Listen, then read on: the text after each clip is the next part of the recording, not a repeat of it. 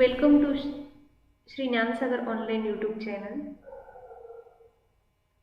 इथे आपण 10 नंबरचं लेसन बघणार आहे, space mission. First, can you recall? First question आहे, what is the difference between space and sky? म्हणजे फर्स्ट क्वेश्चन विचारला आहे की स्पेस आणि स्कायमध्ये काय डिफरन्स आहे. डिफरन्समध्ये आपण सांगू शकतो की स्पेसचा जर विचार केला तर स्पेस हा आपण पूर्णपणे नेक्ट आयने बघू शकत नाही, पण स्काय बघू शकतो. त्याचप्रमाणे स्पेसमध्ये सोलर सिस्टीम आहेत, स्टार्स आहेत, सेलेस्टियल बॉडीज आहेत, गॅलेक्सीज आहे, म्हणजे एंडलेस आहे. जिथे युनिवर्स आहे तिथे स्पेस आहे. आणि त्याचप्रमाणे स्कायचा जर विचार केला तर स्काय आपण आपल्या आईजने बघू शकतो. हे काय झालं यामधला डिफरन्स. आणि त्याचप्रमाणे एक सर्वात महत्त्वाची गोष्ट आपण सांगू शकतो ती म्हणजेच काय, तर sky is very tiny part of space. Sky हा स्पेसचा काय एकदम छोटा पार्ट आहे. Then second one, what are the different objects in the solar system? मग सोलर सिस्टीममध्ये डिफरंट कोणकोणते ऑब्जेक्ट आहेत? जर आपण बघितलं तर सोलर सिस्टीम ही काय, गॅलेक्सीचा एकदम छोटा पार्ट आहे. त्या सोलर सिस्टीमच्या सेंटरला सन आहे. त्याचप्रमाणे त्याच्या अराउंड अनेक प्लॅनेट आहे, Mercury, Venus, Earth, Mars, Jupiter, Saturn, Uranus, Neptune. आणि त्याच्याही बिसाइड जर आपण विचार केला तर अनेक ॲस्ट्रॉइड्स, मेटरॉइड्स, कमेंट्स, मेटर्स या सोलर सिस्टीममध्ये प्रेझेंट आहेत. Then third one is, what is mean by satellite? Satellite म्हणजे काय? तर सॅटेलाइट म्हणजे असा ऑब्जेक्ट, असा ॲस्ट्रॉनॉमिकल ऑब्जेक्ट जो काय करतो, सोलर सिस्टीममध्ये एका पर्टिक्युलर ऑर्बिटमध्ये मूव्ह होतो, त्याला सॅटेलाइट असं म्हणतात. जर आपण बघितलं काही काही जे प्लॅनेट आहे त्या काही काही प्लॅनेटला एकापेक्षा जास्त सॅटेलाइट आहे. जसं ज्युपिटर बघितलं तर ज्युपिटरला 69 सॅटेलाइट आहे. पण मर्क्युरी, व्हीनस हे जे दोन प्लॅनेट आहेत त्याला एकही सॅटेलाइट प्रेझेंट नाही आहे. Then fourth one is, how many natural satellite does the earth have? अर्थला किती नॅचरल सॅटेलाइट आहे? तर अर्थला ओनली वनच, फक्त वनच नॅचरल सॅटेलाइट आहे, तो म्हणजे moon. Man has always been curious about unknown places and he has always been eager to expand the horizon of his knowledge by exploring the unknown world. Man जो आहे, human beings ज्या आहेत, हे सर्व काय करतात, नेहमी क्युरियस असतात. त्यांना नेहमी ज्या गोष्टी माहिती नाही ते माहिती करून घेण्यामध्ये इंटरेस्ट असतो. अनेक प्लेसेस असतील, नक्की तिथे काय आहे याची इन्फॉर्मेशन ते काय करतात, कलेक्ट करतात, त्याला स्टडी करतात आणि त्यानंतर ते काय करू शकतात, त्याचा विचार करू शकतात. He must have had deep curiosity about the space and the many twinkling stars in the dark sky. आणि त्याच प्रकारचं पॅशन, त्याच प्रकारची क्युरियोसिटी कशाबद्दल असते, स्पेसमध्ये नक्की काय असेल, प्लॅनेट असतील तर कशा प्रकारे रिव्हॉल्व होत असतील, ही जी स्टार ट्विंकल करतायत ते कशा प्रकारे ट्विंकल करत असतील, हे अशा प्रकारचे अनेक क्वेश्चन काय होतात, राहायचं होतं. आणि हे काय घडतंय हे जाणून घेण्यासाठी मॅन ऑलवेज क्युरियस असतं. He must have had a dream to fly to the space and must have been working for that. माणसाला नेहमी वाटतं की एक स्वप्न असतं की स्पेसमध्ये फ्लाय व्हावं आणि त्यासाठी ते नेहमी वर्क करत असतात. मग त्यासाठी फर्स्ट पॉईंट आहे स्पेस मिशन. स्पेस मिशन म्हणजे काय आपण बघूया. Substantial developments in technology, specially space technology, in the latter half of 20th century result in the development of spacecraft making space yogas possible. आता बघा टेक्नॉलॉजीमध्ये डेव्हलपमेंट झाली आहे, स्पेशली जर विचार केला तर स्पेस टेक्नॉलॉजी. स्पेसमध्ये नक्की काय आहे, यामध्ये या कन्सेप्टसोबत माणूस नेहमी क्युरियस असतो. स्पेसमध्ये नक्की काय असेल, कशा प्रकारे प्लॅनेट्स रिव्हॉल्व करत असतील, काय लॉ काय रूल ते फॉलो करत असतील. मग अर्ध्या 20th सेंचुरी नंतर स्पेसक्राफ्टची डेव्हलपमेंट झाली. स्पेसक्राफ्ट बनवण्यात आलं जेणेकरून स्पेसमध्ये जाणं पॉसिबल होऊ शकलं.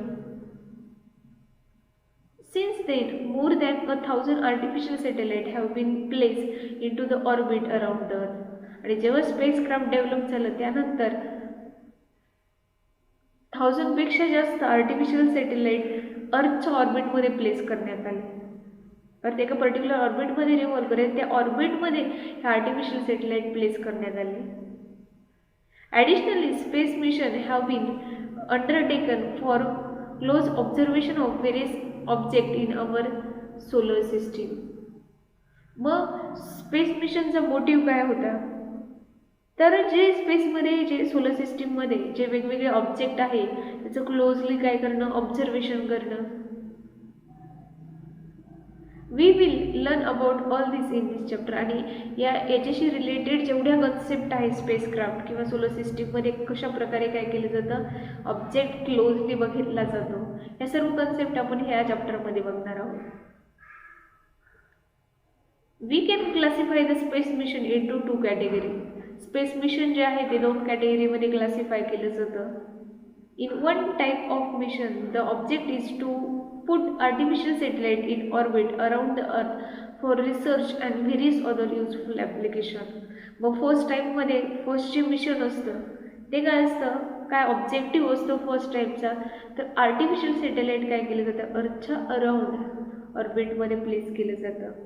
मग प्लेस करण्याचं पर्पज काय असतं, तर रिसर्च असेल आणि त्याचप्रमाणे वेगवेगळे युजफुल ॲप्लिकेशन असतील त्याचा वापर करून रिसर्चसाठी काय करणं, इन्फॉर्मेशन कलेक्ट करणं. हा फर्स्ट कॅटेगरी झाली. The objective of second type of mission is to send the spacecraft to outer space for close observation and understanding of the object in solar system or even outside the solar system. आणि second type जो आहे, motive जो आहे, objective जो आहे मिशनचा, तो आहे spacecraft काय करणं, आउटर स्पेसमध्ये पाठवणं जेणेकरून क्लोज ऑब्झर्वेशन होईल, त्याचप्रमाणे तिथे असलेल्या ऑब्जेक्टचं अंडरस्टँडिंग होईल सोलर सिस्टीममध्ये असलेल्या. हे काय झालं, सेकंड मिशन.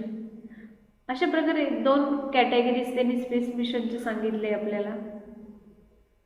त्यानंतर दिले, do you know the first person to go into the space in spacecraft was Yuri Gagarin of the then USSR. First जे पर्सन आहे जे स्पेसवरती गेले स्पेसक्राफ्टने ते आहे युरी गॅगरिन, USSRचे येते. ही ऑर्बिटेड द अर्थ इन 1961. त्यांनी 1961 मध्ये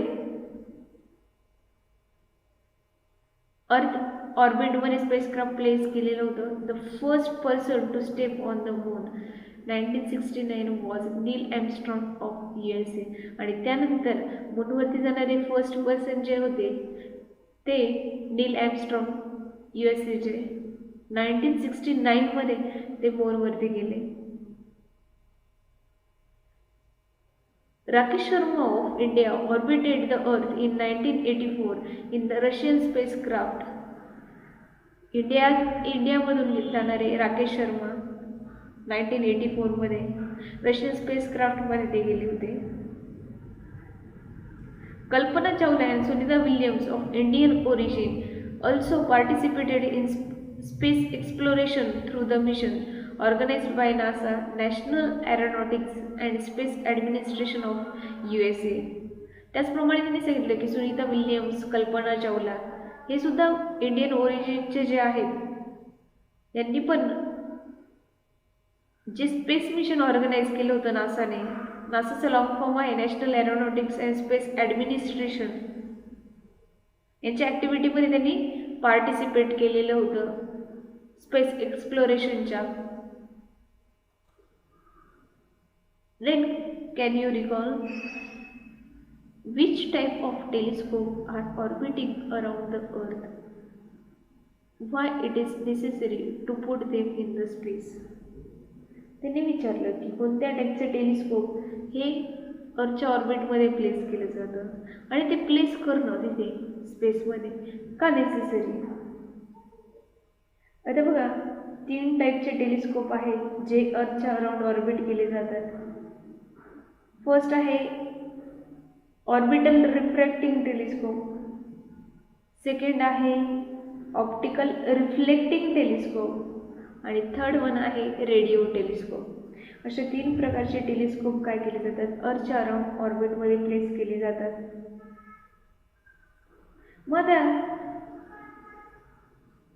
हे टेलिस्कोप तिथे पुट करणं का नेसेसरी आहे, तर जे सिग्नल्स इमिट केले जातात किंवा ज्या वेव्स असतात त्या वेव्स रीच करण्यासाठी आणि ग्राउंडकडे अर्थकडे पाठवण्यासाठी हे टेलिस्कोप वापरले जातात.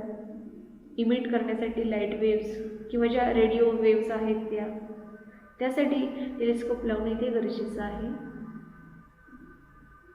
Then can you tell where does the signal in your cell phone come from. तुम्ही वापरतात जे सेलफोन त्या सेलफोनला सिग्नल कुठून येतात. where from does it come to the mobile tower. आता बघा जर विचार आपण केला तर सेलफोनला जे सिग्नल्स भेटतात ते कुठून येतात मोबाईल टॉवरकडनं. मग एक क्वेश्चन अराईज होतो की मोबाईल टॉवरकडनं कुठून येत असतील. Where does the signal to your TV set come from. त्याचप्रमाणे टी व्हीला जे सिग्नल्स येतात टी व्ही सेटला ते कुठनं येतात. You may have seen photographs showing the position of monsoon cloud over the country in the newspaper. त्याचप्रमाणे आपण बघतो की मान्सूनमध्ये क्लाउड्स जे आहे त्याची इमेज त्याची पोझिशन आपल्याला न्यूजपेपरमध्ये दाखवली जाते. How are this image obtain. मग ती इमेज कशा प्रकारे ऑब्टेन केली जाते याचा आन्सर आपण बघूया. Need and important of space mission. मग त्यासाठी स्पेस मिशनची गरज काय, त्याचा इम्पॉर्टन्स काय, त्याआधी आपण याचा आन्सर बघूया. अरे बघा मोबाईल टॉवरला हे जे सिग्नल्स आहे हे सिग्नल्स कुठून भेटतात तर सॅटेलाईटकडनं. सॅटेलाईट ते सिग्नल कुणाला देतात मोबाईल टॉवरला आणि मोबाईल टॉवरकडनं कुठे तुमच्या मोबाईल सेलफोनला ते सिग्नल प्रोव्हाइड केले जातात. मग टी व्ही सेटचं काय असतं, टी व्ही सेटचं पण सेम असतं. टी व्ही सेटला तुमचा जो अँटिना बसवलेला असतो त्या स्मॉल अँटिनावरनं तुम्हाला काय भेटतं ते सिग्नल भेटतात आणि तो अँटिनाला देणारे प्रोव्हाइड करणारा जो सिग्नल आहे सॅटेलाईट प्रोव्हाइड करत असतं. अशा प्रकारे काय केलं जातं सिग्नल्स प्रोव्हाइड केले जातात. त्यानंतर पुढे मान्सून क्लाउड ज्या आहेत त्याची जी पोझिशन आहे त्याची इमेज आपल्याला न्यूजपेपरमध्ये दिसते किंवा बघायला भेटते. मग तेव्हा काय केलं जातं वेदर सॅटेलाईट जे आहे ते अर्थकडनं अबो पोझिशनला किंवा एका पर्टिक्युलर पोझिशनला पाठवलं जातं आणि त्यावरनं इमेजेस काय केले जातात कॅप्चर केले जातात आणि अशा प्रकारे ते इमेजेस आपल्याला काय न्यूजपेपरमध्ये बघायला भेटतात. मग आपण बघणार आहोत स्पेस मिशनचे इम्पॉर्टन्स काय, त्याची नीड काय. The world has become a global village due to the space mission. Space मिशनमुळे वर्ल्ड आपल्याला ग्लोबल विलेजेस सारखं वाटायला लागलं. जग हे एकदम जवळ आल्यासारखं वाटतंय. Today we can contact a person in any part of the world within a second. आणि जग खूप जवळ आल्यासारखं वाटतंय म्हणजेच काय की आपण आणि आता आपण वर्ल्डमध्ये कुठेही कोणत्याही पर्सनसोबत कॉन्टॅक्ट करू शकतो. हे कशामुळे पॉसिबल झालं तर स्पेस मिशनमुळे. We can gather information about the world while event sitting at the home. वर्ल्डमध्ये कुठेही काही इव्हेंट झाला तरी आपण घर बसल्या बघू शकतो. For example live matches. You all know the importance of internet. आणि सर्वांना माहिती की इंटरनेटचं काय महत्त्व आहे. Due to internet every information is available at our fingertips. इंटरनेटमुळे आपण कोणतीही इन्फॉर्मेशन बघू शकतो. इंटरनेटवरती सगळ्या इन्फॉर्मेशन्स अवेलेबल असतात. It has become possible to get advance alert about the natural calamities and take proper precautions. आणि त्याचप्रमाणे जे नॅचरल कॅलॅमिटीज असतील त्याचं पण आपल्याला बिफोर ॲडव्हान्समध्ये अलर्ट केलं जातं. आणि त्याचप्रमाणे त्यासाठी कोणत्या प्रिकॉशन घेतले पाहिजे हे आपण सांगितले जातं. हे कशामुळे पॉसिबल झालं तर space मिशनमुळे. During war, it is possible to get the information about the action of enemy through the aerial surveillance using satellite. It is also possible to explore the fossil reserves and minerals in the earth. युद्धाच्या काळी जी information आहे कोणती action घेणार आहे enemy हे कशावरनं कळू शकतं तर एरियल सर्व्हिलन्स.